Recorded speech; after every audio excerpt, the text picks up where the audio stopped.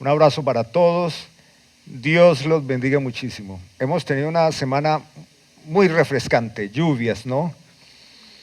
Pero también hemos tenido una semana que ha despertado el interés de los medios de comunicación con bastante preocupación. Vuelven nuevamente los atentados, los homicidios descarados, una forma muy violenta de comunicar las diferencias o buscar lograr objetivos. Tenemos que reconocer que nuestro país es muy violento, muy violento. Y pensando en todo esto que va sucediendo, quiero invitarles que tome su Biblia y que estudiemos un fragmento de la carta del apóstol Pablo a la hermosa iglesia en Roma, a los romanos. Hoy, a partir del versículo 8, Romanos capítulo 8. Piense usted o recuerde que el escritor de esta carta es Pablo, pero él anteriormente tenía otro nombre y era Saulo, Saulo de Tarso, más conocido como aquel frío perseguidor de la iglesia. Tenga en cuenta eso. Ahora sígame en la lectura. Versículo 8. Primeramente, doy gracias a mi Dios mediante Jesucristo con respecto a todos vosotros, de que vuestra fe se divulga por todo el mundo, porque testigo me es Dios, a quien sirvo en mi espíritu en el evangelio de su Hijo, de quien sin cesar hago mención de vosotros siempre en mis oraciones. ¿Cómo? Rogando de que alguna manera tenga al fin, por la voluntad de Dios, un próspero viaje para ir a vosotros, porque deseo veros para comunicaros algún don espiritual, a fin de que seáis confirmados, esto es, para ser mutuamente confortados por la fe que nos es común a vosotros y a mí. Pero no quiero, hermanos, que ignoréis que muchas veces me he propuesto ir a vosotros, pero hasta ahora he sido estorbado, para tener también entre vosotros algún fruto como entre los demás gentiles. A griegos y a no griegos, a sabios y a no sabios soy deudor. Así que en cuanto a mí, pronto estoy a anunciaros el evangelio también a vosotros que estáis en Roma. Porque no me avergüenzo del evangelio, porque es poder de Dios para salvación a todo aquel que cree, a judío primeramente y también al griego. Porque en el evangelio la justicia de Dios se revela por fe y para fe, como está escrito, mas el justo por la fe vivirá. Si usted nota, esta es una carta muy amorosa. Estas son palabras de un hombre muy tierno, de un hombre que ama esta comunidad sin nunca haberla visto. Pablo no plantó esta congregación. Él no fue de misionero, no llegó a este lugar y predicó el evangelio y conoció el trasfondo de cada familia para sentir compasión, dolor. No. Él los ama en espíritu, reconociendo que ellos son parte de su familia. Hay una palabra que pareciera quitar, borrar de nuestro lenguaje porque es irritante, es incómoda, es molesta, es hoy día políticamente incorrecta y que nosotros vemos en el testimonio de Pablo, y es el término radical. ¿Ha escuchado últimamente ustedes que dicen, no nos gusta el radicalismo, no nos gusta esos extremos, mejor el equilibrio? Y ese es el argumento, que ser radical es ser extremista, y que ser radical o extremista es malo, hace daño, destruye. Sin embargo, radical es un término que se acuña muy bien a una persona que ha sido transformada por Dios. Este es Pablo. Fíjame conmigo, unas páginas antes va a Hechos capítulo 8, mientras que en Hechos capítulo 1:8 Jesús le promete a sus discípulos que ellos recibirían el Espíritu Santo. Dice, recibiréis poder cuando haya venido sobre vosotros el Espíritu Santo y me seréis testigos aquí y allá y en cada rincón de la tierra. Ese me seréis testigos es lo que dice, dele la vuelta a los números, 8:1. El título de Hechos capítulo 8:1 dice, Saulo persigue la iglesia. Pero un poco antes, en el capítulo 7, conocemos el testimonio de las últimas horas de la vida del primer mártir de la iglesia, que es Esteban. Voy a leer solo unos versículos, capítulo 7, versículo 58. Dice, y echándole fuera de la ciudad, le apedrearon o lo lincharon. Y los testigos pusieron sus ropas a los pies de un joven que se llamaba Saulo. Y apedreaban a Esteban mientras él invocaba y decía, Señor Jesús, recibe mi espíritu. Y puesto de rodillas, clamó a gran voz, Señor, no les tomes en cuenta este pecado. Y habiendo dicho esto, durmió. Y Saulo consentía su muerte. En aquel día hubo una gran persecución contra la iglesia que estaba en Jerusalén y todos fueron esparcidos por las tierras de Judea y de Samaria, salvo los apóstoles, y hombres piadosos llevaron a enterrar a Esteban e hicieron gran llanto sobre él.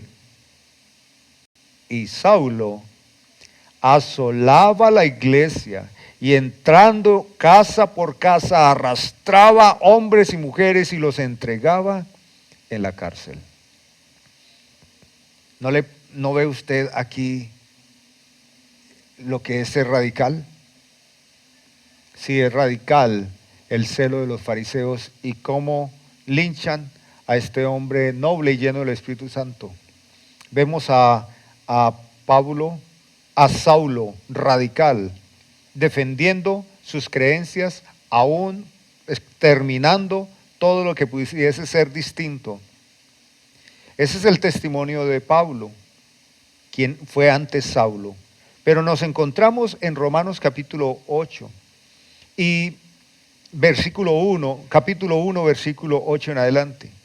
Y lo que dice Pablo es que él daba gracias a Dios en el nombre del Señor Jesucristo por todos estos creyentes.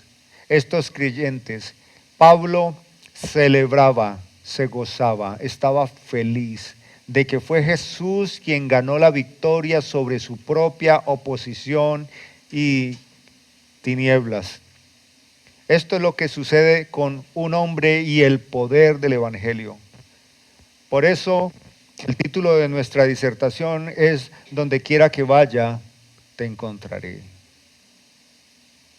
No se sienta amenazado con este título, porque Saulo iba camino a Damasco con cartas, con poder de las autoridades para seguir haciéndole daño a la iglesia. Y en el camino Jesús lo encontró. Y eso fue lo mejor que le sucedió a Pablo. Que Jesús como una luz resplandeciente lo iluminara. Y él en el suelo, irritado por la luz, pero compungido de corazón, se pregunta, ¿quién eres tú, Señor? Porque él entiende que esto no es un asunto normal, no es un tema de hombres, es el poder del Evangelio. Ahora, ¿cómo Dios le llamó? ¿Cómo Dios le salvó? ¿Recuerda ese momento cuando el Evangelio entró a su corazón? Cada vez estoy más convencido en esto, que no tenemos la capacidad de persuadir lo suficientemente a una persona para que vea a Cristo. Y por eso rogamos al Espíritu Santo que como lo hizo con nosotros, lo haga con nuestros hijos, nuestros seres queridos. El poder del Evangelio es tal que donde quiera que vamos, ahí nos encuentra. ¿Hay alguien por quien usted ora o se preocupa, le duele en su corazón porque le da la espalda al Señor? Pues hoy quiero recordarle que el poder del Evangelio puede llegar ahí donde se encuentra, como lo hizo con Pablo. Y Pablo da gracias a Dios mediante Jesucristo con respecto a todos estos creyentes, de que la fe de ellos se divulgaba por todo el mundo. Es así. Nada va a detener el progreso del Evangelio. Nada va a detener la evangelización. Ni aunque gobiernos o fuerzas ocultas, malas, enemigas del Evangelio, cójalo por favor, ni aunque fuerzas malignas se orquesten para impedir el Evangelio se va a divulgar y va a prosperar. No tengo ninguna duda al respecto, aunque me preocupo y constantemente pienso en nuestros niños, en nuestros jóvenes, que están atrapados en el engaño, en la vanidad de esta vida y no ponen sus ojos en Cristo. Me preocupa que los jóvenes están engañados por todo un sistema corrupto de publicidad y de ideologías de Satanás, del reino de las tinieblas, que quieren decirles a ellos que hay una buena noticia para ellos. ¿Y cuál buenas noticias? Las aparentes buenas noticias que siempre ha dicho Satanás, separándole del Señor. El Evangelio se sigue divulgando y seguirá divulgando, pero es muy importante que consideremos esto, que viviendo la vida que Dios nos ha permitido, en el entorno laboral y residencial donde estamos, el mundo debe ser confrontado por nuestro testimonio. Y quiero decir, y lo saben muy bien ustedes, que no es como que los inconversos siempre le van a alabar. En muchas ocasiones los inconversos van a hablar mal de ustedes, porque el Evangelio les repele, les incomoda. En Hechos, cuando leemos acerca de la iglesia, cómo fue creciendo, cómo el Espíritu Santo iba llamando a los creyentes, dice que la gente les tenía como miedo. Los admiraba, pero con cierto cuidado. Y esto es, por supuesto, natural al Evangelio, porque es la realidad. Es un mundo de tinieblas y de maldad que no pone su mirada en el Señor, no tiene ningún interés en el Señor. Pero lo que dice Pablo es que él oraba en gratitud al Señor por ellos, porque ellos como iglesia que Pablo no había plantado, eran una iglesia que testificaba el testimonio de ellos. Y estoy seguro que Pablo está hablando del testimonio de esta iglesia que era conocida cada vez más en diferentes lugares, pero ese también era el caso de Pablo. Llegaba a oídos de las personas. Este hombre que asolaba, que maltrataba. Por ejemplo, aquí en el capítulo 9 de Hechos, deben ir a orar por Pablo, después de que el Señor Jesucristo lo atrae, lo confronta y lo llama. Y ellos dicen, Señor, ¿cómo vamos a ir?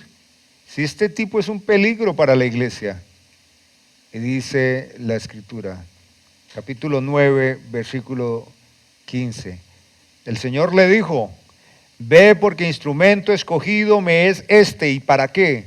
Para llevar mi nombre en presencia de los gentiles y de reyes y de los hijos de Israel, porque yo le mostraré cuánto le es necesario padecer por mi nombre. Esto es un testimonio radical, como es la vida cristiana. Nuestra historia es radical. Dios y es así como lo dice las Escrituras, de la muerte a la vida nos resucitó. Dígame si eso no es radical. Todos nosotros guardamos inmensa gratitud al Señor. Hay cosas que no contaríamos ni como testimonio porque nos dolería o nos avergonzaría, pero decimos, Señor, ¿cómo has sido tan bueno conmigo? Gracias. Testigo me es Dios, a quien sirvo en mi espíritu, en el Evangelio de su Hijo, de que sin cesar hago mención de vosotros siempre en mis oraciones, de perseguidor a intercesor, de perseguidor a intercesor. Y esto es un buen ejemplo para nosotros. Podemos orar y debemos orar. Imagínese usted orar por una persona que tanto daño nos ha ocasionado. Orar por nuestros enemigos. Incluso orar por gente que en la actualidad están determinados a seguir con planes malos. Orar. Y quisiera preguntarles, en esta semana el Espíritu Santo le guió a orar por nuestros magistrados, por el gobierno que nos representa, por la fuerza pública.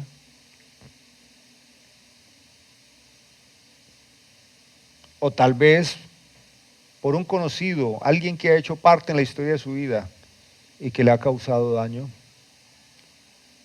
Pues quiero decirle que es importante hacerlo, porque no hay persona tan aterradora para nosotros que Cristo Dios con su poder no pueda transformar.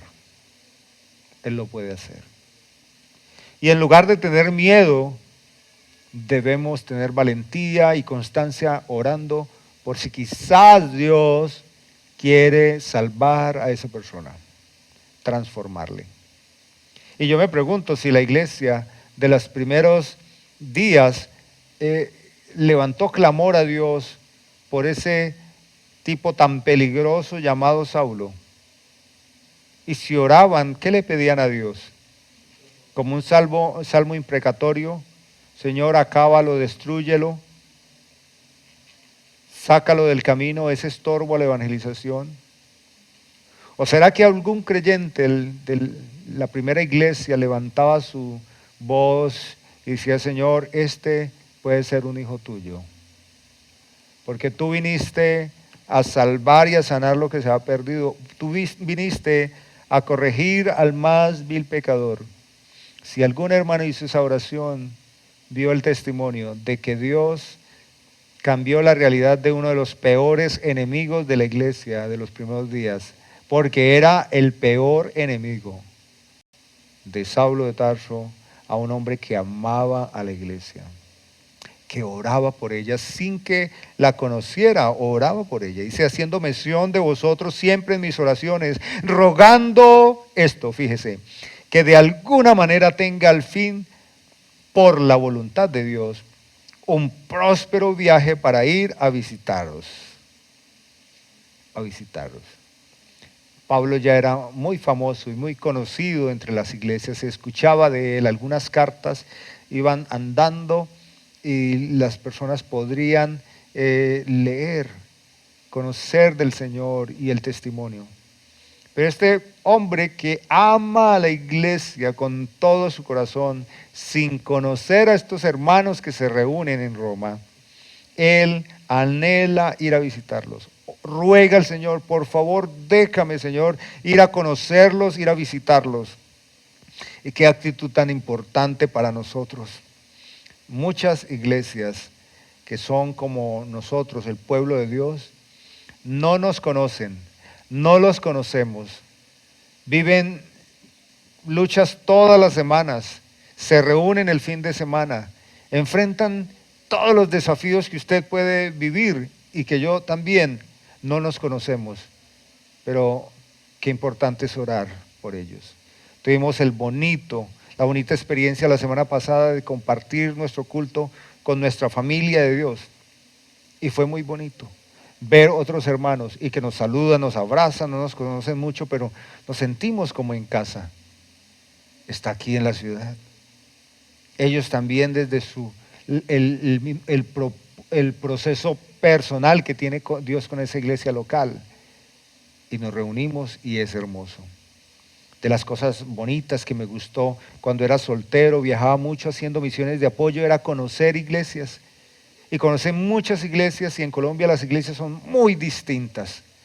Las maneras de hacer el culto, las maneras de la liturgia, la cultura, incluso los recursos. Hay iglesias que adoran a Dios con tan poco y no tienen micrófonos, entonces el pastor desarrolla una capacidad para resonar su voz y bueno, y no tienen baterías, no tienen instrumentos, como hay otras que tienen, son como excéntricas. Sí, eso pasa en nuestro país, pero podemos orar por nuestros hermanos, por aquellos que no conocemos y desear conocerlos. Pablo dice lo siguiente: deseo veros, versículo 11, para comunicaros algún don espiritual, a fin de que seáis confirmados. Esto es, para ser mutuamente confortados por la fe que nos es común a vosotros y a mí. Y en este siguiente ítem es importante considerar esto. Pablo, que tenía un vasto conocimiento de teología, había sido formado por Jesucristo en Arabia, 2 años es el testimonio, personalmente por Jesucristo, y todo lo que tenía lo quería compartir con la iglesia. Y todo lo que tenía él era el ministerio y la proclamación del evangelio. Él dice: quiero ir a visitarlos porque probablemente tengo algo que compartir con ustedes, una palabra de Dios, una doctrina bíblica, un mandato del Señor, un aliento para el que está debilitado o un abrazo para el que está solo. Hay algo que puedo hacer por ustedes. Y fíjese la humildad de este hombre. Este hombre lleno del Espíritu Santo reconoce que él también necesita de la iglesia. Él dice: para ser mutuamente confortados. Él también, Pablo también. Él siempre necesitó de la iglesia. En algunas ocasiones escribió y dio gracias porque algunas iglesias, dice que las iglesias más pobres abundaron para ayudarle y servirle en sus viajes ministeriales de todas las formas. Lo querían mucho y él amaba mucho a la iglesia. Este es el testimonio de un hombre que donde quiera que iba, ahí le encontraba el Señor. En todos sus viajes misioneros, pero también en prisiones, persecuciones, donde quiera que iba, ahí le encontraba el Señor. Y donde quiera que iba, podíamos escuchar a Pablo diciendo: donde quiera que vaya te encontraré, como una decisión o una determinación así: donde quiera que vaya voy a compartir el evangelio de Jesucristo, te voy a compartir el evangelio, tengo un don para ti, tengo un mensaje para ti, tengo una doctrina para ti, tengo algo de Dios para ti, donde quiera que vaya te encontraré. Esto es, donde quiera que yo vaya, me voy a relacionar contigo desde el amor de Cristo, desde el evangelio de Jesucristo, un don espiritual. Te voy a bendecir, tú me vas a bendecir. La importancia de la iglesia local es eso, que nos reconocemos en la interdependencia, nos reconocemos en la mutua colaboración, nos reconocemos como el pueblo de Dios. ¿Qué pasaría si entráramos en un periodo de persecuciones de un momento? ¿Usted cree que eso no sería probable? Hoy sabemos que es más probable que baje el recibo de la energía. Eso es absolutamente probable. No es sino que vote la mayoría en el Congreso por la decisión arbitraria de un gobernante y pueden empezar a presionar la iglesia. Si eso llega a suceder, y esa es la manera de Dios para que la iglesia sea unida espiritualmente y crezca en la evangelización, bendito sea Dios. Bendito sea el nombre de Dios.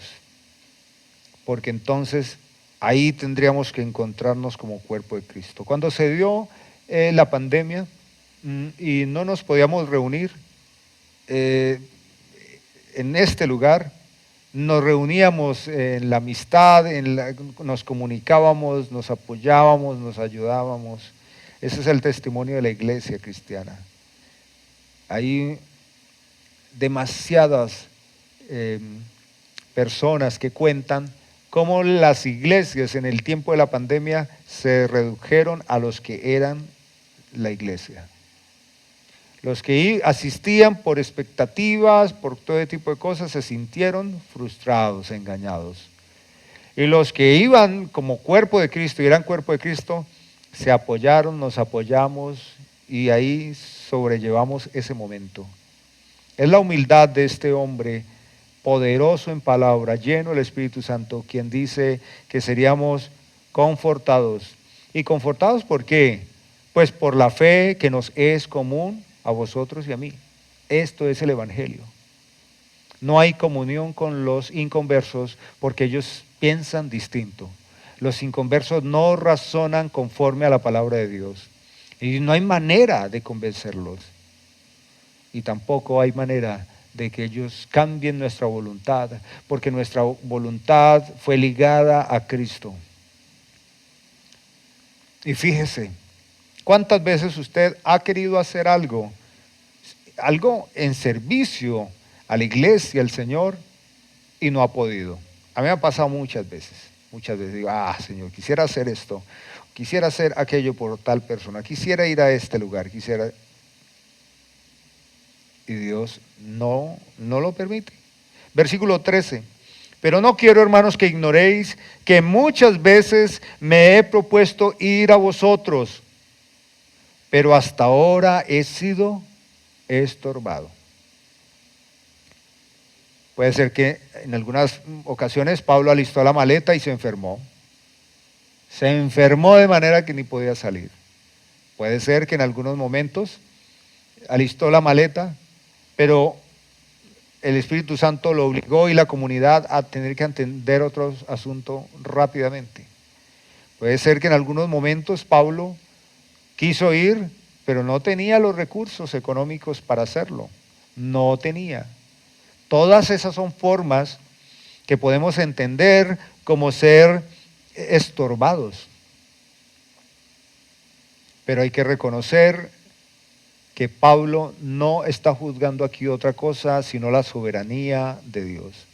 Ya que él antes dice que él quería tener un viaje próspero para ellos según la voluntad de Dios. Dice por la voluntad de Dios. Y por la voluntad de Dios muchas veces Pablo fue estorbado por la voluntad de Dios. No olvide, hermana y hermano, que no estamos en las manos de Satanás ni de los demonios. Ellos no tienen poder sobre nosotros. Ellos pueden influenciarnos, ellos pueden amedrentarnos si es que nos dejamos escuchar sus conversaciones en la mente, pero ellos no tienen autoridad sobre el creyente. Es Dios, el Señor Jesucristo, quien tiene poder y autoridad sobre nosotros, y en algunos momentos Él podría estorbar nuestras buenas intenciones. Lo que puede parecernos a nosotros como algo malo, como es la voluntad de Dios. Yo escucho muchas veces, o ya no, pero cuando hacía misiones que estaba intercultural, intereclesiástico, que muchos hermanos decían, el diablo, reprendamos al diablo, el diablo se está metiendo en esto, estamos queriendo hacer esto, y como que todo aquello que no se daba era el diablo. Creo que es un error doctrinal y de práctica cristiana, porque quien está en Cristo es guiado por el Espíritu Santo, y guiar también implica que el Señor diga no. Eso lo entendemos tan fácil los padres de familia, que nuestros hijos no siempre reciben de nosotros un sí. Muchas veces, y la mayoría de los casos, sobre todo cuando están muy pequeños, les decimos no. ¿Es que no los amamos? ¿Acaso no los comprendemos? ¿No estamos a su favor? Claro que sí. Hasta ahora he sido estorbado. Hermanos de Roma, he querido ir a ustedes, pero no me ha sido posible. No saben ustedes todo lo que he procurado y se me han caído los planes.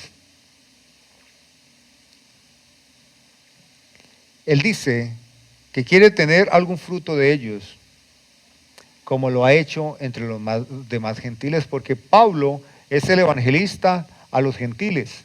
Y esta gente de Roma también, algunos, la mayoría, habían judíos, pero la mayoría eran gentiles. Así que lo que está diciendo Pablo a ellos es que su corazón estaba con ellos, que los amaba y que deseaba verlos, conocerlos físicamente, compartir el ministerio con ellos, pero que Dios no siempre hacía posible estas cosas. Pero resalta Pablo en todo esto es el poder del evangelio. A griegos y a no griegos, a sabios y a no sabios, soy deudor. Así que en cuanto a mí, pronto estoy a anunciaros el evangelio, también a vosotros que estáis en Roma. Ese es el mayor deseo de Pablo, ir a predicarles el evangelio. Hermanos, el evangelio no son actividades culturales. El evangelio no son actividades gastronómicas.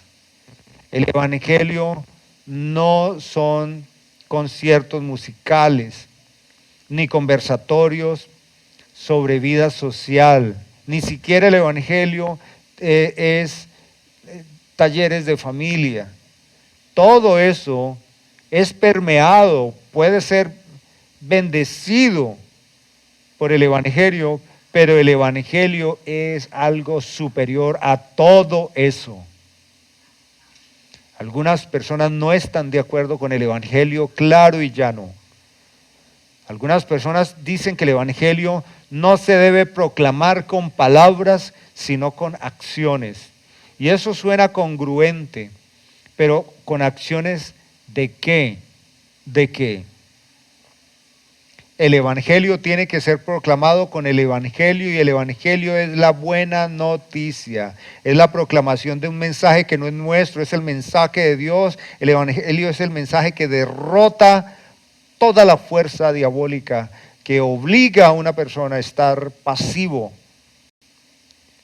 Claro que sí. Él dice que su interés en amor es ir y compartirles el evangelio. Y luego dice, no me avergüenzo, porque no me avergüenzo.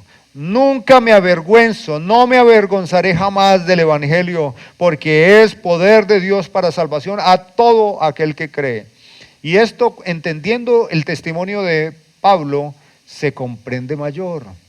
Porque sabemos que Pablo fue un perseguidor de la iglesia, y algunos podrían juzgarlo de un hombre desquiciado, de un loco, de un extremista, de una persona incoherente, de una persona bipolar, de una persona que vivió una vida así, de esta manera, y luego vive la misma manera o la misma vida, pero con otro apellido. Era perseguidor de la iglesia, era judío, ahora es exactamente la misma calaña, el mismo tipo, el mismo ogro, pero en el contexto de la iglesia evangélica. Podrían juzgarlo de esa manera. Podrían juzgarlo de machista, como lo juzgan hoy el feminismo evangélico de las iglesias, que Pablo era un machista, que ocultaba el rostro de las mujeres en el culto. Podrían juzgarlo de arbitrario, podían juzgarlo de hombre desagradable, pero no es así. En todas sus cartas encontramos un lenguaje muy amoroso. El corazón de Pablo es cercano a la iglesia, y él dice que él no se avergüenza de la transformación que Dios ocasionó en su vida. Sí, él no se avergüenza de contar lo que era y lo que es. Y él ocupa un buen trazo de la segunda carta a los Corintios, de la primera carta también, para hablar de su testimonio y decir lo que él era y cómo todo lo que era su sustento emocional, social, estaba por el suelo. No era de ninguna manera interés para él. Todo lo tengo por basura, por amor de aquel. Es el poder del evangelio. Y les decía hace un momento que como que se escandalizan los medios de comunicación acerca de toda la barbarie que estamos viendo, y que como que aumenta, y uno se pregunta cómo es que personas planean ir y con una bomba quitarle vida a gente así porque sí. Eso es solo una de las multitudes de descripciones del corazón del hombre sin Dios. Y quiero decir que si Dios le transformó el corazón a un hombre tan malo como Saulo de Tarso y cambió su nombre a Pablo, el apóstol, lo puede hacer con el peor terrorista que haya parido este país. Dios puede salvar, pero usted tiene que estar convencida y convencido que el Evangelio es poder de Dios para salvación a todo aquel que cree. Él dice a judío primeramente, también al griego. Dícese al religioso, al que tiene apariencia de piedad, y aquel que dice, yo no creo en Dios. Así lo podemos traducir. En el Evangelio la justicia de Dios se revela por fe. Y ahí es donde el Espíritu Santo debe colocar fe en el incrédulo. La justicia de Dios se revela por fe y para fe. Por eso es que debemos recordar que la única manera en que un inconverso puede conocer el Evangelio es que usted le predique el Evangelio, ya que hay algo que está entre el Evangelio y la conversión, y es la fe. Y dice el autor de Hebreos que la fe viene por el oír. La fe viene por el oír y el oír de la palabra. Romanos. Es Romanos. Así que, ¿cómo ellos van a ser salvos si no le predicamos el Evangelio? Si no oyen el Evangelio. Bueno, mi invitación es a esta. Fortalezca su comprensión del Evangelio, amada hermana y hermano. Recuerde que usted tiene en sus un poder delegado por Dios. Y es más glorioso y más importante y sumamente necesario, superior a que Dios colocara a usted el don de sanidad. Si Dios colocara el don de ciencia, si Dios colocara a usted el don de trasladar una montaña a otra, si Dios le diera a usted el don de hacer dinero y darle a los pobres, ninguno de esos dones sería tan poderoso como el Evangelio.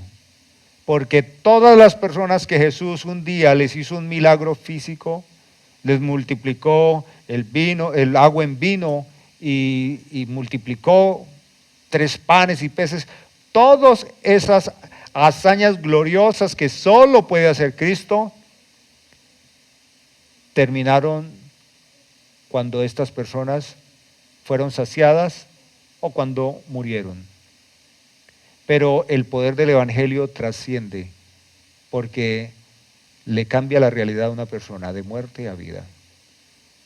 En segundo lugar, no olvide esta semana el testimonio de este hombre, un perseguidor acérrimo. Si usted hubiese sido una hermana, un hermano de la iglesia del primer siglo y de los primeros días y hubiese visto lo que hicieron, esa sonada violenta, escalofriante, cómo cogen y a piedra matan con toda sevicia, y el joven Saulo está allá, como los jóvenes, mirando cómo lo desangran a golpes, y él les tiene aquí las mantas. Y ya él era un muy estudioso de la ley. Consentía ser mal. No hay persona tan mala que Dios no pueda salvar. Esta semana ore por alguno de esos que usted dice, esta persona está más cerca al infierno que a cualquier otra cosa. Y al pensar en esa persona, ore al Espíritu Santo. Tú lo puedes regenerar.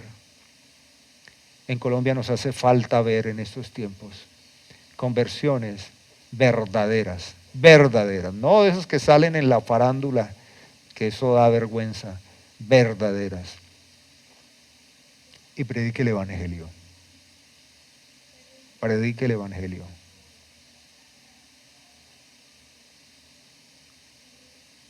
Padre, es probable que muchas veces la iglesia sienta vergüenza de predicar y sienta vergüenza porque esté en un entorno social, académico o cultural, socioeconómico, donde la mayoría desprecia el Evangelio y creyentes, incluso muy adultos, se sientan amedrentados, abochornados, y mientras los inconversos, felices de la risa, hacen groserías, el creyente se siente apenado y se esconde.